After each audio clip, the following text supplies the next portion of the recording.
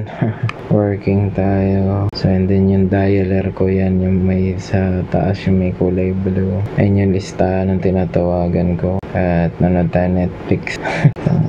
Working tayo. So, isa tayong outbound caller sa isang real estate business sa California. So, schedule. At yan mga chong, nandito pa rin tayo. No, nagtatrabaho pa rin tayo. At ang oras natin is 7:20 na. So, schedule ko kanina is 9 tayo nag-umpisa. So, yun. Humihinga pa. At kung makita nyo, damn man.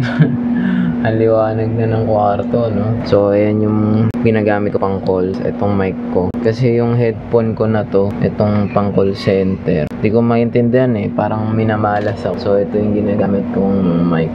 Yung, ayan, pang call. At nakaubad na ako. Medyo mainit na. Pinatay ko na rin yung aircon. At yun, konting oras na lang. Maya out na. Let's go! Boom, at yun na nga, umaga na, no? Naka-break na ako. Ang oras natin is 8:15. So, babalik ako sa dyan sa pagtatrabaho ng 9:15. So, ganito lang ang setup natin ng break, no? Wala na ako ibang pinupuntahan kundi ang matulog. At yun, bend over lang natin yung higaan. Tapos patong ko yung pa ako dun banda sa loob ng computer. At pikit.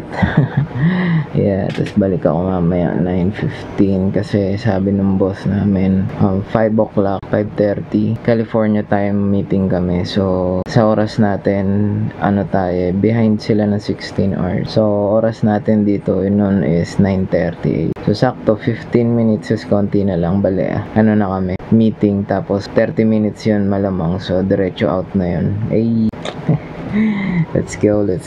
Iglip muna tayo, tapos mamaya meeting out. Let's go. So ayan man, shutdown na yung PC ko. Ayan. At puta, umaga na, liwanag. Damn.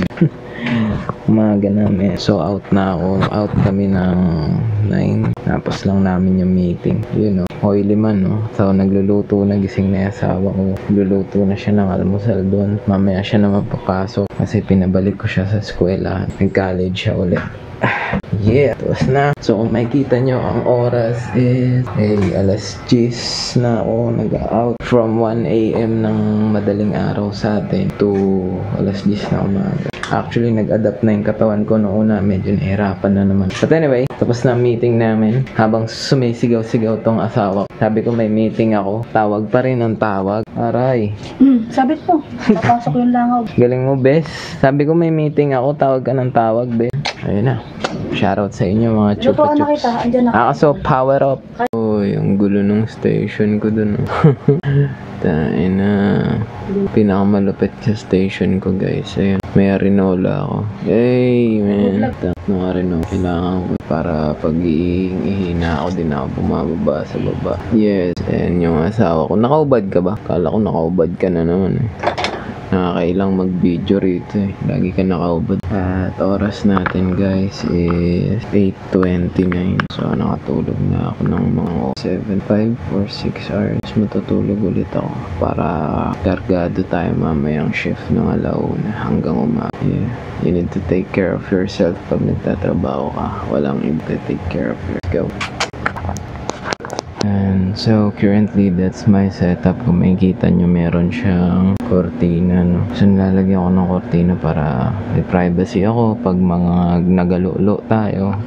You know what I'm saying? Now, nilalagay ko to para ma-feel ko na para ako nasa opisina, no? Kasi parang ayan, so ito yung loob. Andito tayo sa loob. This is my office space. Sa kabila yung kwarto namin, no? So yung pinaka-space na. So oras 2 AM ng madaling araw na, alas 2 na. So itong upuan ko na to, visit ako rito sa na gaming chair na to. Yan guys, kung nakikita nyo yan, gaming chair na yan, ay nako, wag kayong bibili niyan, mamen. Sobrang nakaka-bad trip. Ang sakit sa balakang, ang sakit sa puwet. Noong maganda siya eh. Nang tumagal, wak na siya. So nagpla-plan ako kung bumili ng bago. Pag nagkapera-pera at mabawas-bawasan yung mga bayad. Grabe, sobrang sakit sa likod na ito. Buisit na to. Tingnan mo, naglalagay na ako ng ng kutsyon para lang maayos yung pag-upo ko. Biruin mo, 9 hours ako rito uupo tapos ganyan. Ang sakit-sakit sa puwet.